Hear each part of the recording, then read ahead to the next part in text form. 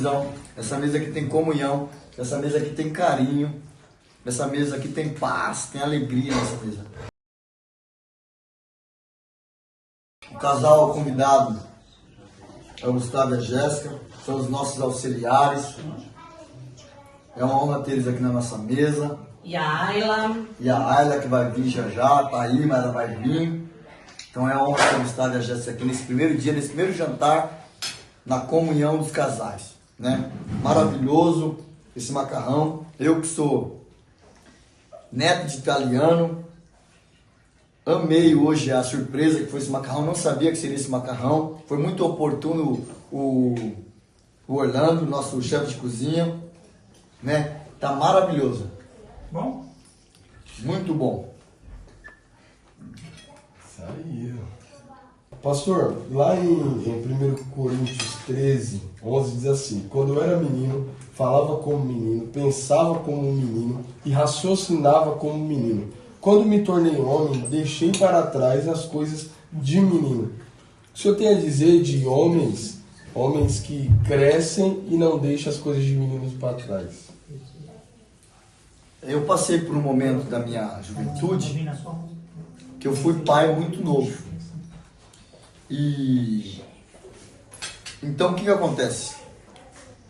Eu queria viver a minha infância. Eu já era pai muito novo. Eu demorei um pouco para amadurecer. Eu queria ser jovem, eu deixava ela para trás. Eu queria sair para jogar bola.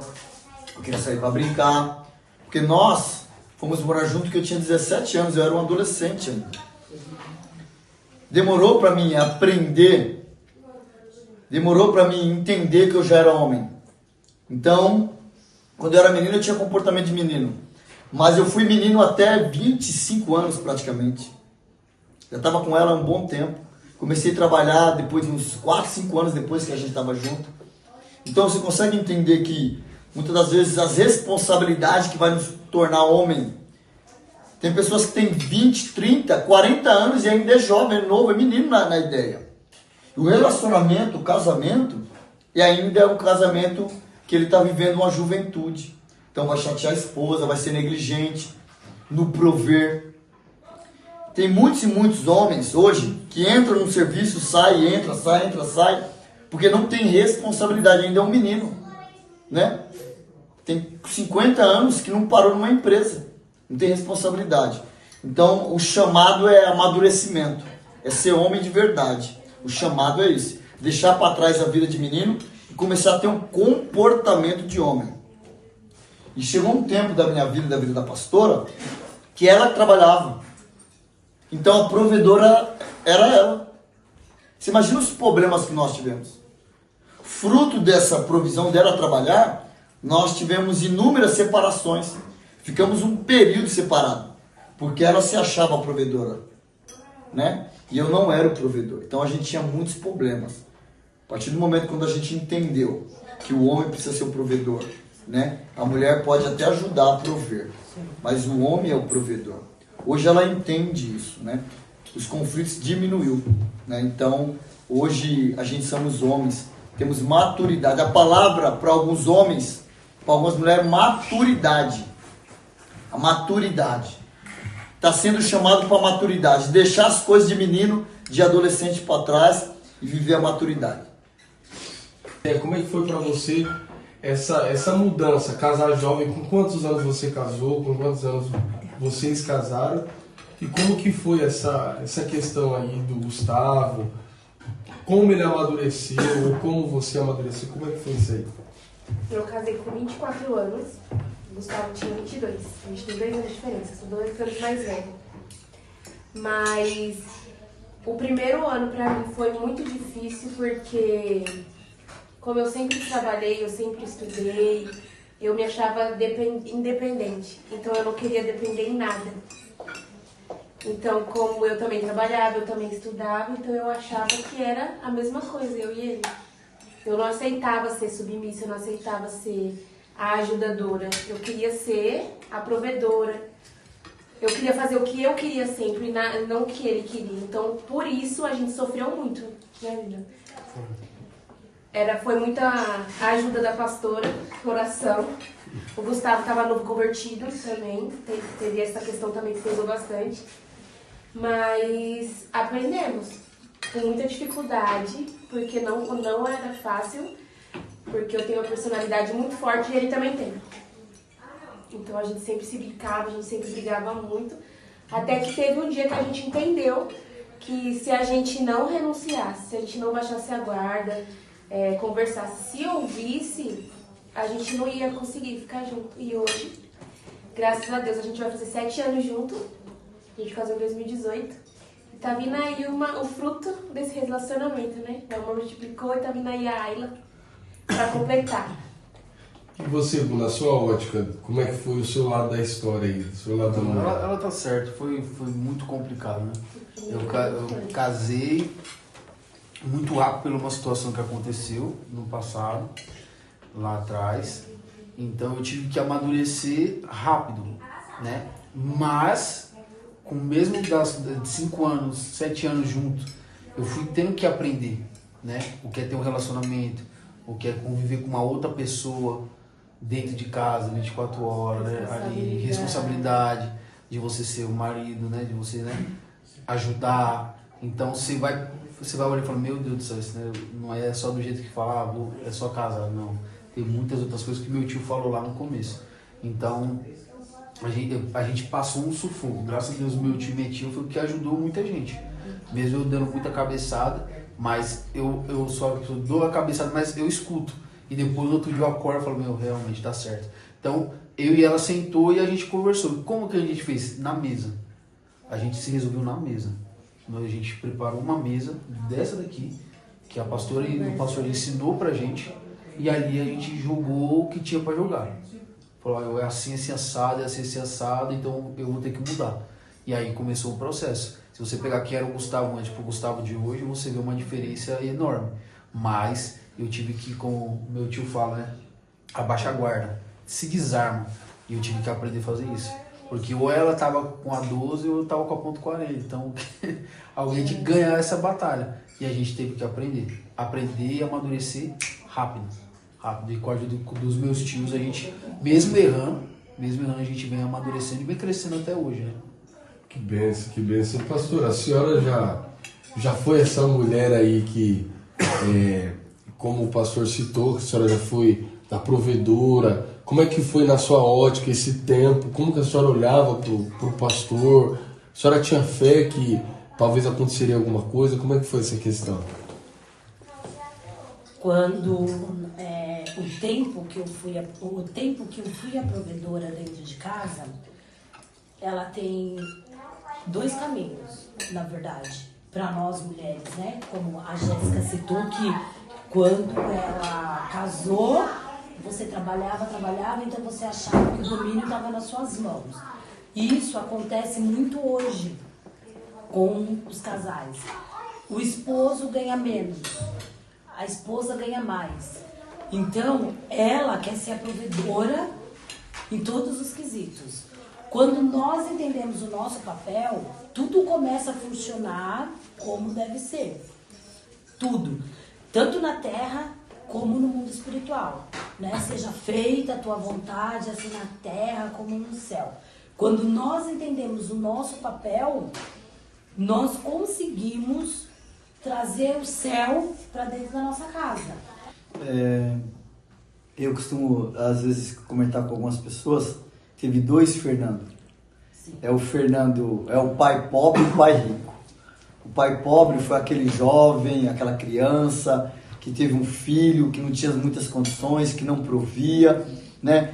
Que mesmo meu pai estando distante, ainda eu tinha que meu pai poderia me ajudar, né? Que meu pai podia suprir, que meu pai comprava o leite, meu pai comprava o básico e mandava para o meu filho. E mesma coisa o meu relacionamento com ela. Ela teve um jovem, lá um adolescente, quando ela casou, pobre, né? Que eu digo assim, pobre é de entendimento, de sabedoria, de experiência, de maturidade. O nosso segundo filho agora é o pai rico. O pai que é responsável, o esposo que é responsável, o esposo que cuida, o esposo que, né, que dá carinho, que supre, né? Que é o provedor. Então, teve 2 pessoas. Então aquele rapaz, aquele jovem ficou para trás e hoje eu me tornei homem. Hoje não, já tem uns bons anos, né? Então eu venho de uma linhagem extremamente difícil. Nesse período todo nosso, foi um período de muita guerra, muita discórdia, muito desentendimento, né? Porque a gente não cuidava, eu não cuidava da minha parte, ela não cuidava da parte dela. Eu não era o provedor. Então ela veio com uma bagagem da família dela, eu tinha uma bagagem da minha família. E a inexperiência. Isso é o que mais atrapalha nos relacionamentos precoces. Nosso relacionamento foi muito precoce, né? E não tinha ninguém para nos instruir. Não tinha. A gente ia conforme a nossa cabeça. O Gustavo está aqui, é um exemplo claro, né? A Jéssica também. Eles começaram novo, mas eles acordaram rápido, né? O Gustavo hoje vive um momento que Deus está moldando ele. A Jéssica está vivendo um momento que Deus está moldando eles dois, né? Mas graças a Deus eles estão firmes e fortes juntos. Não passa na cabeça deles pensamentos de separação, passa de algumas dificuldades, alguns problemas, como eu e a pastora passamos, mas nós estamos firmados dentro da comunhão do lar. Então eu sou o provedor, o Gustavo é o provedor, a Vânia me ajuda na providência, a Jéssica ajuda o Gustavo na providência. Estamos caminhando desta forma. Pastor, sobre a questão de pais negligentes, né? Existe aquela questão que pais negligentes geram homens imaturos, só que a gente cai naquela questão novamente. O homem não amadurece precoce quando o pai é negligente? Como que você vê essa questão? Qual é o problema quando o pai é negligente? Não, ele não é só ausente, ele é negligente com os filhos e com a família. Qual que é o problema? É um dos problemas, quando o pai é negligente, aí vai faltar um ensinamento. Vai faltar o bom exemplo. Então o homem, quando não tem um bom exemplo, quando ele não tem um ensinamento, quando ele não tem um caminho que ele pode percorrer, ele vai ter medo. Ele vai ter medo de ser o provedor. Eu vou te dar um exemplo claro. Quando eu fui trabalhar, meu primeiro emprego, eu tinha medo de trabalhar, eu tinha medo de não conseguir fazer, eu tinha medo de fazer uma entrevista, eu tinha medo porque eu não tinha ninguém para me direcionar. Não tinha ninguém para me instruir, não tinha ninguém para me levar até lá. Eu era jovem. Então o que acontece? Quando falta a instrução, você se torna uma pessoa medrosa, como eu fui. Eu fui descobrir que eu tinha medo das coisas depois dos 30 anos, mesmo já trabalhando. Grandes desafios, eu tenho medo ainda até hoje. Hoje eu estou aprendendo com a vida, né? Porque eu não tinha uma segurança lá atrás, né? E muitas das vezes, quando você acha que você vai ter que amadurecer com rapidez porque o seu pai não foi presente, o que acontece? Não é que você vai amadurecer, você foi empurrado a fazer aquilo. Então você vai pular alguns ciclos. Eu particularmente, como eu não tive a minha adolescência, depois eu quis curtir a minha adolescência. Depois eu quis brincar. Então atrapalha todo um ciclo. Em vez de eu estar focado, em vez de eu estar trabalhando, produzindo, muitas das vezes eu queria brincar, eu queria jogar bola, queria estar com os meus amigos, né? Então atrapalha todo o ciclo de ser provedor, né? Então quando os pais são negligentes em alguma área da vida, vai atrapalhar o filho, vai atrapalhar o homem. Muitos dos homens que eu conheço, que eu e a pastora aconselho, e mulheres, têm uma vida que os pais foram negligentes, o homem é medroso, tímido. O homem não pode ser tímido e medroso, tem que ter os limites, né? Por um tempo eu achei que eu não tinha condições de fazer, por um tempo eu achei que eu não era capaz, porque eu não fui direcionado dentro disso, né? Então é mais ou menos isso. E a negligência, ela é diferente da ausência, né? A negligência, às vezes o pai está presente, o marido está presente, mas ele é negligente. Ele está vendo a situação, mas ele não se posiciona. O que o senhor acha desses pais que vê o filho gritando com a mãe, com a esposa, e fica quietinho, e se a esposa falar alguma coisa, ou vice-versa, né? O que o senhor acha dessa negligência aí? Influenciar ele sendo nosso provedor em tudo. Eu costumo, às vezes, comentar com algumas pessoas, teve dois Fernando. Sim. É o Fernando, é o pai pobre e o pai rico. O pai pobre foi aquele jovem, aquela criança que teve um filho, que não tinha muitas condições, que não provia, né? que mesmo meu pai estando distante, ainda eu tinha que meu pai poderia me ajudar, né? Que meu pai podia suprir, que meu pai comprava o leite, meu pai comprava o básico e mandava para o meu filho. Mesma coisa o meu relacionamento com ela. Ela teve um jovem, lá um adolescente, quando ela casou, pobre, né? Que eu digo assim, pobre é de entendimento, de sabedoria, de experiência, de maturidade. Nosso segundo filho agora é o pai rico. O pai que é responsável, o esposo que é responsável, o esposo que cuida, o esposo que, né, que dá carinho, que supre, né? Que é o provedor. Então, teve duas pessoas. Então, aquele rapaz, aquele jovem ficou para trás e hoje eu me tornei homem. Hoje não, já tem uns bons anos, né? Então, eu venho de uma linhagem extremamente difícil. Nesse período todo nosso, foi um período de muita guerra, muita discórdia, muito desentendimento, né? Porque a gente não cuidava, eu não cuidava da minha parte, ela não cuidava da parte dela. Eu não era o provedor. Então ela veio com uma bagagem da família dela, eu tinha uma bagagem da minha família. E a inexperiência. Isso é o que mais atrapalha nos relacionamentos precoces. Nosso relacionamento foi muito precoce, né? E não tinha ninguém para nos instruir. Não tinha. A gente ia conforme a nossa cabeça. O Gustavo está aqui, é um exemplo claro, né? A Jéssica também. Eles começaram novo, mas eles acordaram rápido, né? O Gustavo hoje vive um momento que Deus está moldando ele. A Jéssica está vivendo um momento que Deus está moldando eles dois, né? Mas graças a Deus eles estão firmes e fortes juntos. Não passa na cabeça deles pensamentos de separação, passa de algumas dificuldades, alguns problemas como Influenciar ele sendo nosso provedor em tudo. Eu costumo às vezes comentar com algumas pessoas, teve dois Fernando. Sim. É o Fernando, é o pai pobre e o pai rico. O pai pobre foi aquele jovem, aquela criança que teve um filho, que não tinha muitas condições, que não provia, né? Que mesmo meu pai estando distante, ainda eu tinha que meu pai poderia me ajudar, né? Que meu pai podia suprir, que meu pai comprava o leite, meu pai comprava o básico e mandava para o meu filho. Mesma coisa o meu relacionamento com ela. Ela teve um jovem, lá um adolescente, quando ela casou, pobre, né? Que eu digo assim, pobre é de entendimento, de sabedoria, de experiência, de maturidade.